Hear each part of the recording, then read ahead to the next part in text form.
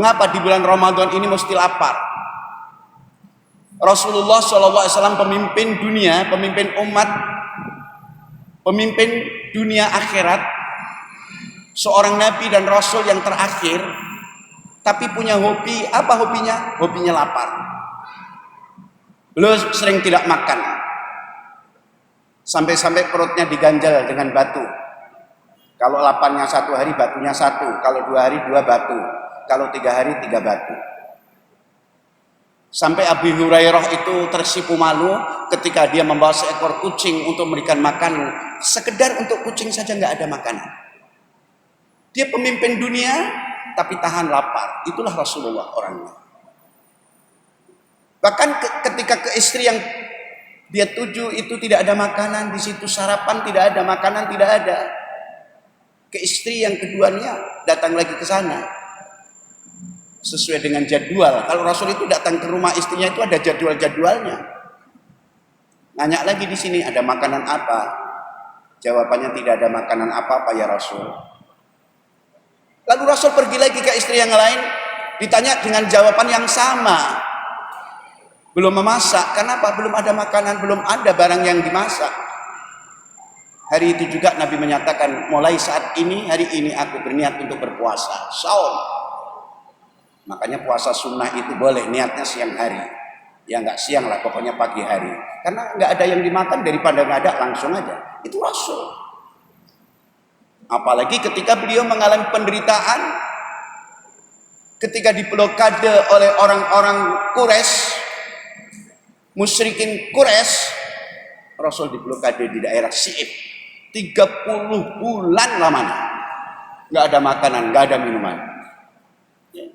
Bahkan diceritakan ada sebagian mengatakan Rasul sampai minum kencing unta, sampai makan pupus-pupus kering. Kenapa? Karena nggak ada makanan.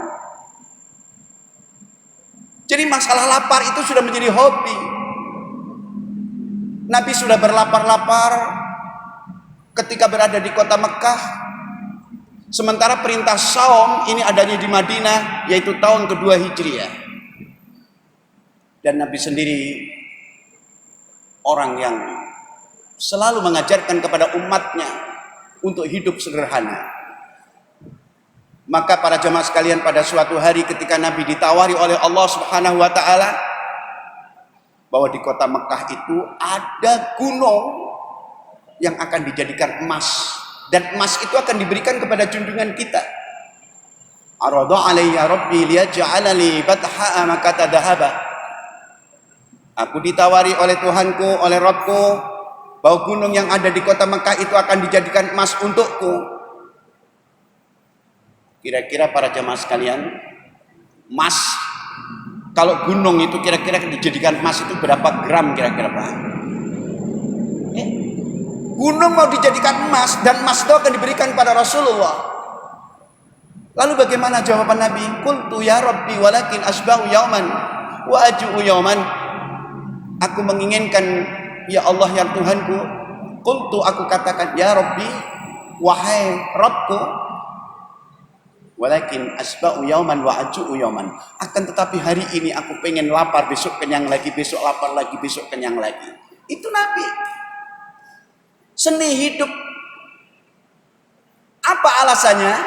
Alasannya idza ji'tu tadarratu ilaika wa dzakartuka. Apabila aku lapar, aku selalu menghamparkan diri kepadamu, aku pasrah kepadamu dan selalu mengingat-ingat Engkau ya Allah. Wa idza syabi'tu syakirtuka wa hamidtuka. Ketika aku kenyang, aku selalu bersyukur kepadamu dan selalu memuji-mujimu ya Allah. Ini luar biasa. Ini kehidupan. Maka Nabi tidak menyukai umat Islam, umat-umat yang mengaku pengikut Rasulullah sedangnya berpesta pora, makan enak, joget-joget, jungkir balik. Aksha ma hasyitu ala ummati. Yang paling aku takuti, akhsha, yang paling aku takuti. Ma khasyitu, apa yang aku takuti. Yang paling aku takuti dari apa yang aku takuti. Pakai isim tafdhil, akhsha. Apa itu yang paling ditakuti oleh Nabi? Kibarul batni, orang yang suka membesar-besarkan urusan perut, makan enak, pesta pora. Wa mudawamatun naumi, senang tidur dan tidur. Wal kasali, pemalas, malas. Wa dhi'ful yakin, dan rapuh keyakinannya. Lemah iman. Apa yang kita lihat di dalam kehidupan ini seorang pemimpin, kalau dia pemimpin rumah tangga, kalau dia suka berpesta pora pasti bangkrut rumah tangganya. Kalau dia pemimpin masyarakat akan merugikan orang lain. Apalagi kalau pemimpin negara. Jadi jelas para jamaah sekalian, dakwah ini perlu disampaikan tentang lapar. Lapar itu adalah identik dengan kemuliaan. Lapar itu adalah identik dengan kebanggaan. Siapa di antara sahabat Nabi yang tahan lapar? Seorang sahabat yang bernama Abu Dar. Ketika dia menyatakan beragama Islam dengan tangan yang menjulur ke Rasulullah, dia katakan asyhadu an la ilaha illallah wa asyhadu anna Muhammadar Rasulullah. Aku bersaksi tidak ada ilah. Ilah itu yang disembah, ilah itu yang diibadahi, ilah itu yang dimintai pertolongan. La ilaha illallah, kecuali Allah. Wa asyhadu anna Muhammadar Rasulullah, dan aku bersaksi engkau Muhammad adalah utusan Allah. Jadi ketika Abu Dar masuk agama Islam saat itu, sebenarnya kalau menjadi seorang muslim memiliki kewajiban. Ada wajib yang pertama namanya wajib mengimani Islam. Kalau kita sudah mengimani, baru mengilmui, belajar untuk Islam. Kemudian baru kewajiban yang ketiga mengamalkan Islam. Kalau sudah mengamalkan, baru yang keempat wajib mendakwahkannya. Dakwah itu tingkat keempatnya. Baru kemudian kewajiban yang kelima adalah wajib mempertahankan Islam. Tapi Abu Dar ini lain, baru masuk Islam hari ini langsung dia minta izin kepada Nabi. Aku ingin berdakwah ya Rasulullah. Aku ingin sampaikan ini kepada yang lain. Minta izin kepadamu ya Rasul, karena Rasul itu sahibud dakwah. Maka Abu Dar kemudian diizinkan oleh Nabi untuk berdakwah. Dalam waktu yang tidak lama, kira-kira 1 bulan, kemudian Abu Dar membawa orang satu kampung sudah masuk agama Islam. Di hadapan Nabi mereka menyatakan kalimat syahadat dan masuk Islam secara keseluruhan. Satu kampung. Ketika Nabi bertanya, kampung apa namanya Abu Dar? Kampung Ghifar. Rasul kemudian mendoakan orang-orang Ghifar. Ghafarallah, semoga Allah mengampuni orang-orang Ghifar. Abu Dar mendapat gelar Al-Ghifari karena dia adalah orang kampung Ghifar itu. Apa yang disampaikan oleh Abu Dar? Tatkala dia menjadi seorang mubalik, seorang dai. Dia adalah dai yang tegas, dai yang lugas. Dia yang kasih sayang dengan orang-orang miskin. Dia orang yang selalu memikirkan wong cilik. Tidak ingin saudara-saudara yang miskin itu bisa kelaparan, bisa menderita. Makanya dia tagih orang-orang kaya. Orang-orang kaya dengan kasih sayang Abu Dar Al-Ghifari. Kalian akan selamat dari kekayaan kalian kalau kalian mau infakkan harta kalian kepada orang-orang miskin. Abu Dar dengan lantang selalu menyebut-nyebut dalam Al-Quran, membacakan ayat-ayat yang sesuai dengan hubungan itu. وَالَّذِينَ يَكْنِزُونَ الذَّهَبَ وَالْفِضَّةَ وَلَا يُنْفِقُونَهَا فِي سَبِيلِ اللَّهِ فَبَشِّرْهُمْ بِعَذَابٍ أَلِيمٍ. Al-Quran surat At-Taubah ayat 34. وَالَّذِينَ يَكْنِزُونَ الذَّهَبَ, dan orang-orang yang menyimpan emas, wal-fiddata, dan perak, menyimpan emas dan perak.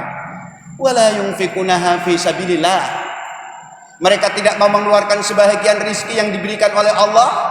Fabasyirhum bi'adzabin alim, berilah kabar kepada mereka akan adab yang amat pedih. Begitulah ketegasan Abu Dar Al-Ghifari. Surat 9, surat At-Taubah ayat yang ke-34 tadi terus disampaikan kemana-mana.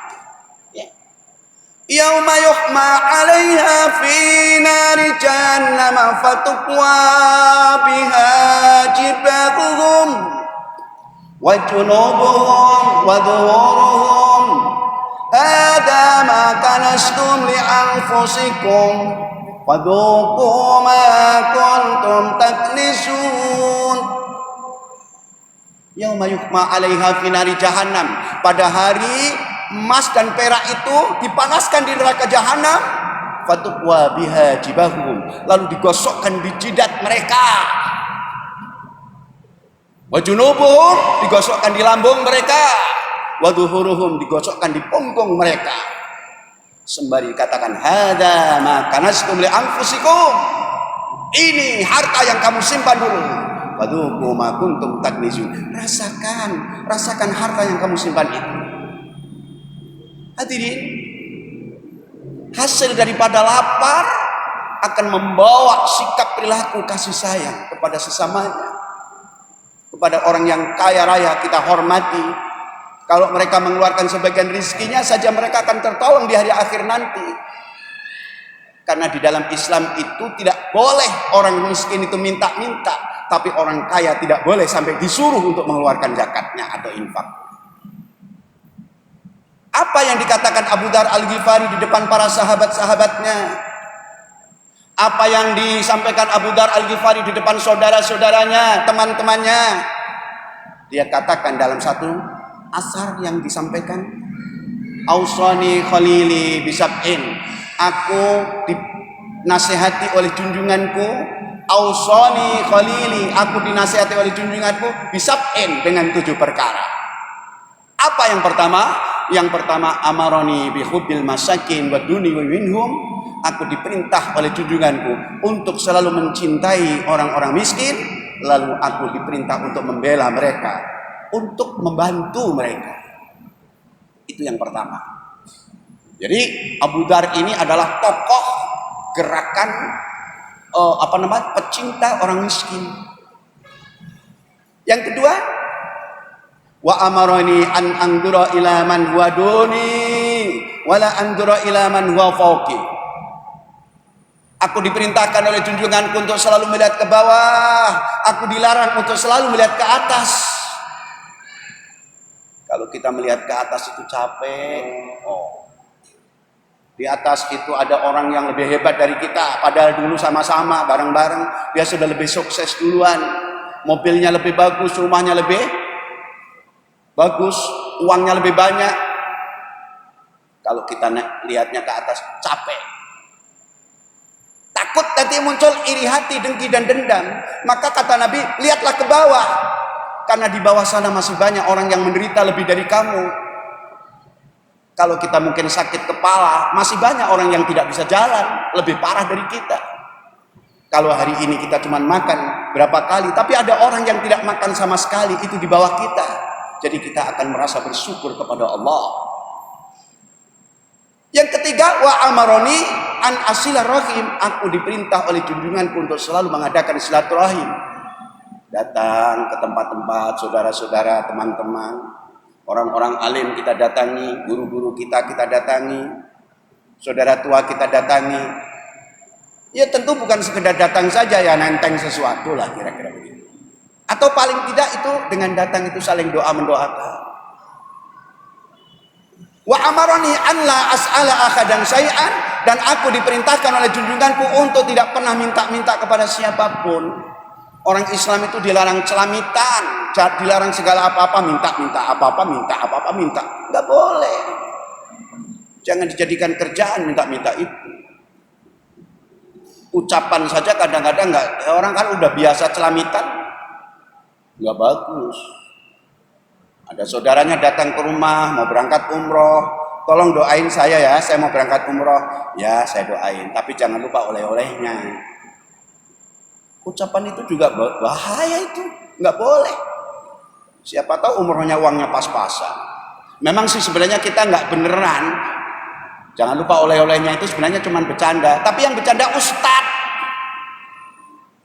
Waduh. Kalau nggak dibelikan gimana Pak Ustadz? Kalau belikan Ustadz kan harus yang mahal-mahal kan? Masa yang murah? Nggak boleh itu, nggak boleh. Rasulullah melarang. Al-yadul ulya khairum min yadus sufla. Tangan yang di atas lebih mulia daripada tangan yang di bawah. Apa pesan lagi Rasulullah kepada Abu Dar? Wa amaroni an aqulal haq wa in kana murran. Aku diperintah oleh junjunganku untuk berbicara yang benar walaupun pahit akibatnya. Sekarang kalau bicaranya bohong itu indah, kalau bicara benar itu menyakitkan. Hati-hati itu. 15 abad yang lalu sebelum ada benua Amerika, sebelum ada Indonesia, ini nasihat Nabi kepada Abu Dar sudah disampaikan, sudah dilontarkan pada saat itu. Saya tahu persis, Pak, karena baca bukunya begitu. Jadi kata Nabi kepada Abu Dar, wa amaroni an aqulal haq wa in kana murran. Aku diperintah oleh junjunganku untuk bicara yang benar walaupun itu pahit adanya. Kan begitu. Lalu yang keenam apa? Wa amaroni an akhafa fillahi laumata lain. Aku diperintah oleh junjunganku untuk senantiasa siap untuk mengamalkan ajaran agama Allah, mencintai syariat Allah walaupun dibenci oleh orang lain, walaupun dicela oleh orang lain, walaupun dihina oleh orang lain, laumata lain, sekalipun dicela oleh orang yang bukan mencela. Hebat itu. Baru yang terakhir, wa amaroni an uksira min la haula wala quwata illa billah. Aku diperintah oleh junjunganku untuk banyak-banyak membaca kalimat la haula wala quwata illa billah. Apa maksudnya? Maksudnya tidak ada kekuatan, tidak ada daya yang bisa kita pertahankan selain daripada kekuatan dari Allah. Kalau hari ini melihat Islam diobok-obok, Islam diadu domba, kita mungkin tidak banyak berbuat karena tidak mungkin kita bisa lakukan, maka insya Allah kekuatan itu akan datang dari Allah. Sebentar lagi insya Allah COVID-19 yang namanya Corona akan pergi. Sepulang dari sini kita akan habis semua, dosa-dosa kita diampuni. Insya Allah kita diberikan kesehatan, dan setelah Corona ini pergi, Islam yakin akan bangkit, saudaraku. Yakin nggak? Yakin. Bangkitlah saudaraku, karena Islam itu dibutuhkan oleh dunia untuk perdamaian, bukan teroris. Islam dibutuhkan untuk dunia dalam perdamaian. Selama Islam masih menguasai dunia internasional, insya Allah dunia akan aman, tentram, dan bahagia. Mudah-mudahan dengan singkat ceramah ini ada manfaatnya. Tentu saja sebagai manusia ada kesalahannya, selama ini jarang ketemu kan? Ya, mudah-mudahan Allah mengampuni dosa kita. Allahumma innaka afuwun karim tuhibbul afwa fa'fu anna. Allahumma innaka afuwun karim tuhibbul afwa fa'fu anna. Allahumma innaka afuwun karim tuhibbul afwa fa'fu anna ya karim. Demikian, kurang lebihnya mohon maaf. Akhirul kalam. Wassalamualaikum warahmatullahi wabarakatuh.